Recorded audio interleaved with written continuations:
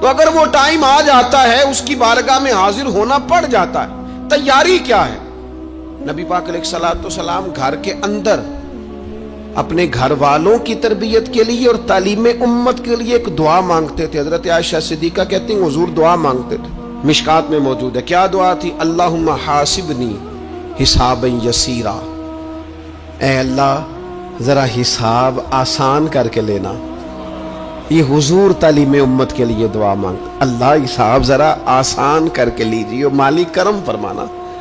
تو حضرت عائشہ صدیقہ رضی اللہ تعالیٰ عنہ ارشاد فرماتی ہے میں نے عرض کیا یا رسول اللہ صلی اللہ تعالیٰ علیہ وسلم یہ آسان حساب کا کیا مطلب ہے؟ تو حضور فرمانے لگے عائشہ آسان حساب کا مطلب یہ ہے کہ رب کریم بندے کے نامہ اعمال پر نظر ڈالے گا اور پھر اللہ تبارک و تعالیٰ اس سے درگزر فرما دے گا۔ یہ آسان حساب ہے، پتہ مالک کو ہے اس نے کیا کیا ہے، پر کریم ہے نا۔ عدل کریں تے تھر تھر کمبن، اچیاں شاناں والے تے جے فضل کریں تے پھر بخشے جامن میرے جے منہ کالے، نظر کرے گا پھر معاف فرما دے گا۔ اور حضور فرماتے عائشہ یاد رکھو جس سے اس نے حساب لیا وہ پھر بڑی مشکل میں آ جائے گا، اس کے لیے مشکل ہو۔ اللہم حاسبنی حسابا یسیرا، اے اللہ تو حساب ذرا آسان کر کے لینا، ذرا آسان کر کے۔ یہ تعلیم امت کے لیے کہ امت کے دل میں خیال پیدا ہو کہ حساب دینا ہے، تو نے حساب دینا ہے، تو نے اپنے مال کا حساب دینا ہے، تو نے اپنے لفظوں کا حساب دینا ہے، تو نے معاملات کا حساب دینا ہے۔ تو جس کرسی پہ بیٹھا ہے، تو کلرک ہے یا صدر ہے، تو نے اپنی اس نشست کا حساب دینا۔ تو استاد ہے یا پیر طریقت ہے، تو مؤذن ہے یا خطیب ہے، تو جو بھی ہے تو نے حساب دینا ہے۔ تجھے تیرے منصب کے بارے میں پوچھا جائے گا، تجھے تیرے عہدے کے بارے میں پوچھا جائے گا، تجھے اپنی ذمہ داریوں کے بارے میں حساب دینا، اللہ کی بارگاہ میں تمہیں جا کے بتانا ہے کہ تم نے کیا اعمال کی۔ اس تصور کو پکا کریں اپنی۔ یہ تصور کتنا کو پکا ہونا چاہیے، دنیا کیا ہے اور آخرت کیا ہے۔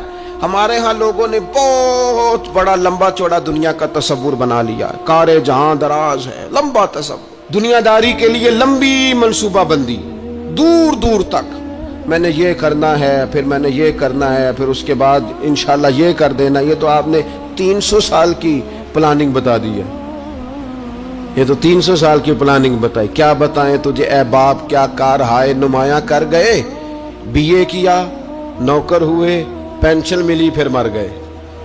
زندگی تو اتنی سی ہے، اتنی لمبی منصوبہ بندی، اس میں آخرت کہاں ہے؟ اس میں اگر کسی مقام پر رب کی بارگاہ میں حاضر ہونا ہے تو وہ کہاں ہے؟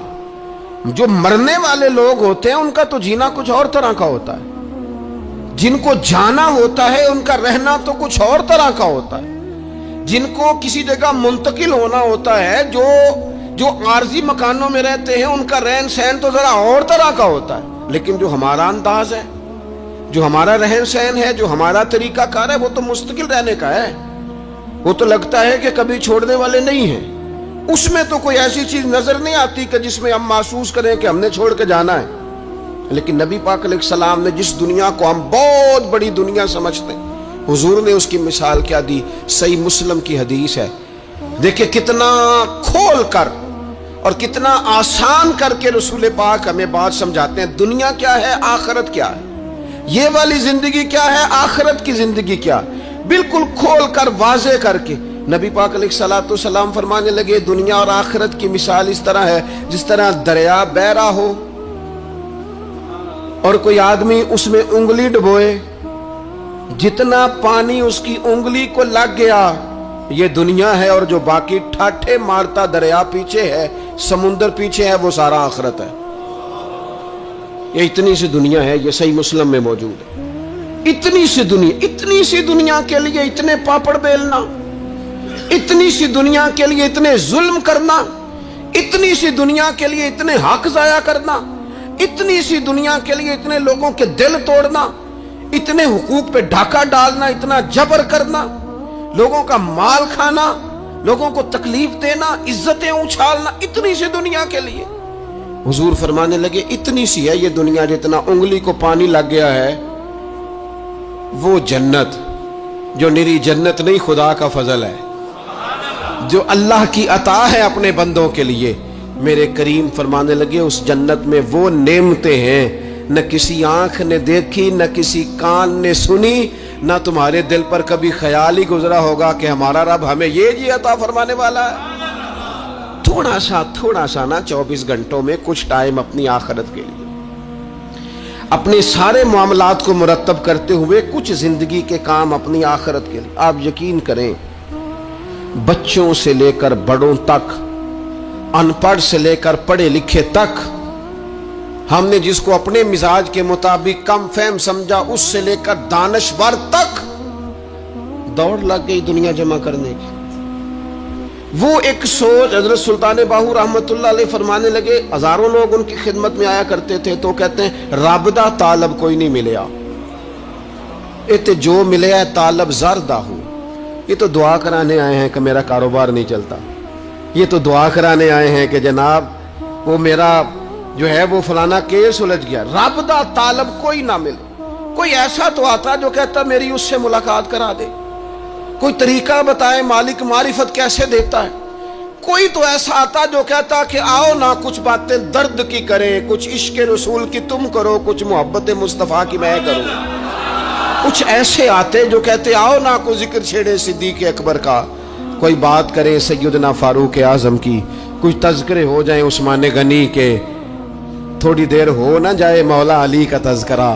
کچھ لوگ ہوتے نا ایسے جو اس طرح کے ہوتے، لیکن وہ ہر وقت دنیا داری، ہر وقت اچھا کہیں اکتاتے بھی ہیں نا، تھک گئے کاروبار کر کر کے، کہیں اکتاتے بھی ہیں تو کرتے کیا ہیں؟ سیر کرنے چلے جاتے ہیں۔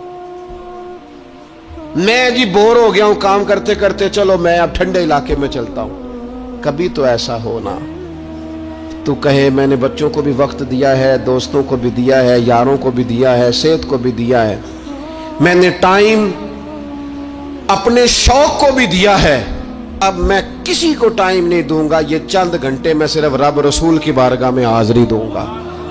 تو ذرا جم کے قرآن پاک پڑھے، تو ذرا ذوق سے درود پاک پڑھے، تو ذرا شوق سے میرے محبوب کی نعت سنے، تو سارا زمانہ بھول جائے اور تو رج رج کے دعا مانگے اپنے رب کی بارگاہ میں، اپنی پریشانیاں عرض کرے، اپنے اندر کی کیفیت بیان کرے۔ دل جو سخت ہو گیا ہے، ذہن جو سخت ہو گیا ہے، جو طبیعت میں وہ نورانیت نہیں آ رہی، اس کی تو بات کرے، تو اپنے رب کی بارگاہ میں معافی کا سوال کرے، تو اس سے قیامت کے دن درگزر کرنے کے لیے عرض کرے، کچھ تو ایسا ٹائم نکلے۔ لیکن دوستو ہم تو بالکل الجھتے ہی جا رہے ہیں۔ وہ معاملات زندگی ہیں کہ ختم ہی نہیں ہو رہے، شوق ہیں کہ ختم ہی نہیں ہو رہے، باتیں ہیں کہ بڑھتی چلی جا رہی ہیں۔ دور گزر گیا جب لوگ کہتے تھے کہ کوئی درود پاک بتائیں جس سے سرکار راضی ہو۔ ایک کی مسئلہ ہے کام نہیں چلتا، ایک صاحب آئے کام نہیں چلتا، میں نے کہا سورہ واقعہ پڑھا کریں، کہتے ہیں حضرت میں بڑی دیر سے پڑھ رہا ہوں۔ میں نے کہا چلیں کوئی صدقات دے کے دیکھ لیں، کہنے لگے بڑی دیر سے دے رہا ہوں۔ میں نے انہیں ایک اور وظیفہ بتایا، کہنے لگے یہ بھی مجھے کسی نے بتایا تھا، بڑی دیر سے کر رہا ہوں۔ تو میں نے انہیں کہا پھر میری ایک ناقص رائے یہ ہے کہ سارا کچھ کرنے کے بعد اگر ابھی تک پھر بھی آپ سمجھ رہے ہیں نا آپ کی مرضی کے مطابق آپ پر دروازے نہیں کھل رہے، پھر آپ صبر کریں، جو میرا رب چاہتا ہے اس پہ راضی رہ کے دیکھیں، پھر ذرا راضی رہ کے دیکھیں، پھر دیکھیں کہ مالک کا فیصلہ کیا ہے۔ وہ آپ کے حق میں کوئی رحمت والا فیصلہ ہی فرمائے گا، پھر ذرا انتظار کر کے دیکھیں، پھر ذرا صبر کر کے دیکھیں۔ پھر وہ کہتا وبشر الصابرین، محبوب یہ جنہوں نے صبر کیا ہے انہیں میری رحمت کی خوشخبری سنا دو۔ پھر وہ کہتا ہے باقیوں کے پاس مال ہوگا، دولت ہوگی، اقتدار ہوگا، بڑا کچھ ہوگا، ان اللہ مع الصابرین، صبر کرنے والوں کے ساتھ رب کریم ہوگا۔ پھر ذرا ٹھہر ہی جائیں، پھر تھوڑا حوصلہ ہی کر لیں، پھر اس کے فیصلے کا ذرا انتظار کر کے دیکھیں۔ ہم نہ من چاہیے زندگی کے پیچھے پریشان ہیں اپنی آخرت کے، اور آخرت کرتی کیا ہے؟ جب آپ کا آخرت پر یقین پکا ہو جاتا ہے نا، پھر لازمی طور پر انسان کے اعمال سنورتے ہیں۔ آپ یقین کریں سنورتے ہیں، 100% سنورتے ہیں۔ آپ آخرت پر جتنا یقین، حضرت عمر کا آخرت پر یقین پکا تھا نا، دنیا میں مکان ہی کوئی نہیں بنایا، پکا تھا۔ سیدنا مولا علی شیر خدا امیر المومنین بھی ہو گئے تو طامت پھر بھی پھٹی ہوئی تھی، پکا یقین تھا نا کہ اللہ نے ہمارے لیے آگے بڑی نعمتیں تیار کی ہوئی ہیں۔ حضور نے آ کے فرمایا تھا نا کہ عمر میں تیرا گھر دیکھ آیا ہوں جنت میں، یقین پکا تھا نا بڑا کچھ ملنے والا ہے. تو جن لوگوں کا پکا ہونا کہ میرا دیش میں گھر ہے وہ پردیش میں بلڈنگیں نہیں بنایا کرتے, ان کو پتا تھا کہ ہمارے دیش میں گھر بنے ہوئے ہیں, لہذا یہاں وہ کسی پریشانی کا شکار. اور دوسرا, جب بندے کا آخرت پر یقین پکا ہو جاتا ہے نا, ایک بات آپ نے ضرور ذہن میں رکھنی ہے. ہمارے محدثین نے لکھا ہے جس بندے کا صرف دنیا داری میں جینے کا مزاج ہو جاتا ہے نا وہ بزدل ہو جاتا ہے,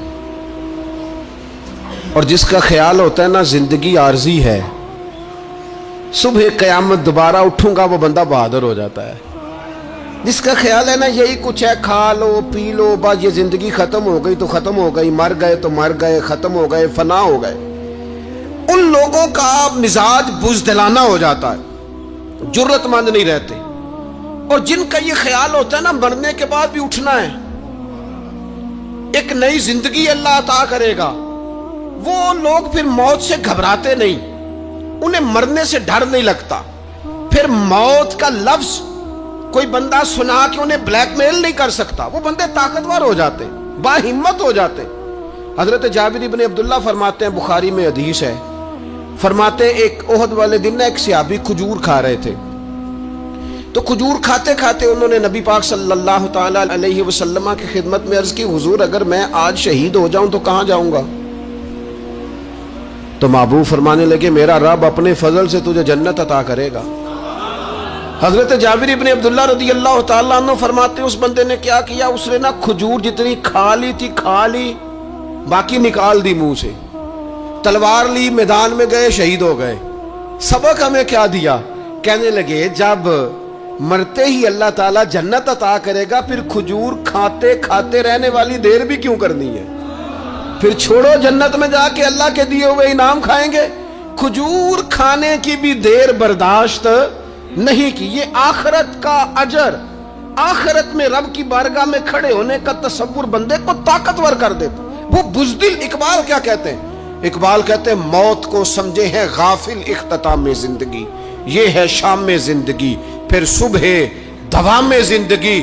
اور حضرت بلے شاہ بھی بول پڑے, وہ کہنے لگے عرش فرشتے بانگا ملیاں مکے پہ گئے شور, بلے شاہ آسان نہیں مرنا, یہ تے مر گیا ہی کوئی ہور, یہ تو کسی. اور پھر ایک اور درویش بولے, وہ کہنے لگے وارث شاہ او کدو مردے, وارث شاہ او کدو مردے جنہ کیتیاں نیک کمائیاں نے. وہ تو اللہ کی بارگاہ میں انعام پاتے ہیں, ایک پل ہے موت, اس پل سے گزرتے ہیں, پھر رب کا فضل انہیں ملتا ہے. میں کئی دفعہ کہہ چکا ہوں, پھر کہتا ہوں, یہ جب بہت ٹینشن بن گئی نا, ڈپریشن بہت بڑھ گیا, کووڈ-19 کے دن تھے, کرونا کے, تو مجھے ایک سرکاری ادارے میں بلایا گیا جہاں اس عملے کو میں نے گفتگو کرنی تھی, اس عملے سے جو مریضوں کو دیکھ رہا تھا. کہنے لگے مجھے وہاں کے جو ہیڈ تھے, کہنے لگے پیر صاحب بڑا ڈپریشن بڑا ہے, لوگ ڈر رہے ہیں. وقتی طور پہ خوف بھی بڑا تھا. تو میں نے ایک صاحب سے وہاں کہا کہ اتنا خوف کس بات کا؟ کہنے لگے جی مجھے تو زیادہ ہجوم آ جائے تو میرا سانس نہیں نکلتا, تو قبر میں تو کھڑکی کوئی نہیں, تو تصور سوچ سوچ کے میں ڈرتا ہوں. تو میں نے کہا ڈاکٹر صاحب ماں کے پیٹ میں جو رب آکسیجن دیتا ہے وہ قبر میں بھی دے گا. تو انہوں نے آپ کی طرح سبحان اللہ نہیں کی, کیونکہ وہ ڈاکٹر صاحب تھے نا. سیانے بندے کو سمجھانا بھی کافی سیانے بندے کا کام ہے, وہ زیادہ سیانے تھے. دیکھیں نا, سوتے کو جگانا تو کام ہے, اور اگر جاگتے کو جگانا پڑ جائے تو بہت مشکل کام ہوتا ہے. وہ ڈاکٹر صاحب تھے. وہ کہنے لگے جی حضرت صاحب وہ تو ماں سانس لیتی ہے تو وہ بچے کو جاتا ہے, وہ آکسیجن ماں کے سانس کی بنیاد پہ ملتی ہے, تو قبر میں وہ کیسے ہوگا؟ میں نے کہا چلیں ٹھیک ہے ڈاکٹر صاحب, آپ کی یہ دلیل بھی مان لیتے ہیں. وہ جو انڈے سے بچہ نکلتا ہے وہ چاروں جانب کوئی سوراخ ہوتا ہے. ڈاکٹر صاحب نے قلم چھوڑ دیا, رکھ دیا. میں نے کہا چلو یہ بھی بتاؤ زندہ ہی نکلتا ہے؟ کہنے لگے بالکل. تو میں نے کہا سونا بھی نکلتا ہے؟ کہنے لگے بڑا ہی پیارا ہوتا ہے. میں نے کہا انشاءاللہ جب ہم قبروں سے نکلیں گے مصطفیٰ کا صدقہ, یوم نحشر المتقین الی الرحمن وفدا, رب کہتا ہے تم جب نکلو گے نا قبروں سے, متقی مومن جب نکلیں گے تو رب کی بارگاہ میں مہمان بنا کر پیش کیے جائیں گے. اے رب دے پرونے ہون گے قیامت میں, وہ مہمان بنا کر پیش کیے جائیں گے اللہ کی بارگاہ. مہمان بنا کر. دوستو قبر صرف دوزخ کا گڑھا نہیں ہے، دوزخ کا گڑھا بھی، لیکن اس کے لیے جس نے دنیا میں رہ کے صرف دنیا کٹھی کی، آخرت کے لیے جمع کچھ نہیں کیا، اور جس نے یہاں رہ کے وہاں کے لیے کوشش کی، صبح سے شام تک ڈرا کہیں میرا رب ناراض نہ ہو جائے، کہیں حضور کی بتائی ہوئی حدیں معاذ اللہ مجھ سے کراس نہ ہو جائے. جس نے محتاج زندگی گزاری اس کی قبر گڑھا نہیں، کھڈا نہیں، بلکہ حضور فرماتے ہیں روضۃ من ریاض الجنہ، اس کی قبر تو باغ ہے، باغ. ایک منٹ کے لیے صرف سوچنا، بندہ فوت اور سیدھا اسے باغ میں چھوڑا ہے کوئی. باغ ہے قبر، باغ. اور باغ بھی معمولی نہیں، معمولی کیاری نہیں، روضۃ من ریاض الجنہ، جنت کے باغوں میں سے باغ. اور باغ اتنا سونا ہے جس میں آنکھ کھلے گی تو پہلی زیارت ہی مدینے والے رسول کی نصیب ہوگی. تو خوف آتا ہے وہاں جاتے ہوئے. پہلے بھی میں نے کہا تھا، پھر کہتا ہوں، او مرحوم آسی نے کہا تھا آج پھولے نہ سمائیں گے کفن میں آسی، او قبر کی رات ہے ان سے ملاقات کی رات. آج تو ملاقات. تو یہ جو عقیدہ آخرت ہے یہ انسان کو بزدل نہیں کرتا، بہادر کر دیتا ہے. جو لوگ عقیدہ آخرت نہیں رکھتے بزدل ہو جاتے ہیں، اور لازمی طور پر بزدل ہو جاتے ہیں. اسی طرح یہ جو عقیدہ آخرت ہے یہ صبر و تحمل پیدا کرتا ہے انسانی زندگی میں، ٹھہراؤ پیدا کرتا ہے. انسان محسوس کرتا ہے کہ کل دنیا یہ نہیں، آگے بھی اللہ بڑا کچھ عطا فرمانے والا ہے. اس کے مزاج کے اندر تحمل، بردباری، سکون رہتا ہے. یعنی نہیں بھی اگر کسی مظلوم کو انصاف مل سکا دنیا میں تو وہ پھر بھی بے صبرا نہیں ہوتا، وہ ٹھہراؤ کا شکار ہے. اسے پتا ہے قیامت کے دن بھی ایک عدالت لگے گی، اللہ کی بارگاہ میں جانا ہے. نبی پاک علیہ الصلوۃ والسلام نے فرمایا اگر سینگوں والی بکری نے بغیر سینگوں والی بکری کو تکلیف دی ہوگی تو قیامت کے دن اسے بھی بدلہ دینا پڑے گا. تو یہ تحمل پیدا کرتا ہے انسان کو، ایک حوصلہ ہوتا ہے کہ ساری عدالتیں یہاں نہیں، قیامت میں بھی لگنی. جب انسان عقیدہ آخرت رکھتا ہے نا تو پھر اس کے لیے نا رب کے رستے میں خیرات کرنا بڑا آسان ہو جاتا ہے. پھر نہ وہ محسوس کرتا ہے کہ میں نے سارا کچھ یہاں کے لیے جمع نہیں کرنا، کچھ میں نے وہاں کے لیے بھی جمع کرنا ہے. وہ پھر اپنی آخرت کے لیے کچھ نہ ایک بینک آخرت کا بھی بنا لیتا ہے، اس میں بھی کچھ نہ کچھ جمع کراتا رہتا ہے. اسے پتا ہوتا ہے کہ میں نے اللہ کی بارگاہ میں حاضر ہونا ہے، وہاں کی بھی کچھ نہ کچھ تیاری. نبی پاک صلی اللہ تعالی علیہ وسلم نے بکرا بھیجا گھر میں ذبح کرنے کے لیے، تو سرکار تشریف لائے سر شام، تو فرمایا کیا بنا؟ عرض کی یا رسول اللہ صلی اللہ تعالی علیہ وسلم سارا بانٹ دیا ہے، محلے داروں میں، رشتہ داروں میں، غریبوں میں سارا بانٹ دیا، بکرے کی ایک دستی صرف بچی ہے آپ کے لیے رکھی ہے. تو حضور نے توجہ کیا دلائی، محبوب نے کس طرف رخ کیا؟ حضور فرمانے لگے اپنے اہل خانہ سے، ازواج مطہرات سے، کریم فرمانے لگے عائشہ وہ جو تم نے بانٹ دیا ہے نا وہ سارا ہی بچ گیا ہے، وہ سارا ذخیرہ ہو گیا، وہ جمع ہو گیا ہے آخرت کے لیے، وہ ہمارے پاس بچ گیا. یہ جو تم سمجھتے ہو نا یہ بچا کے رکھا ہے، یہ تو ہم استعمال کر لیں گے، وہ ہم نے سیو کر لیا ہے، وہ بچ گیا ہے.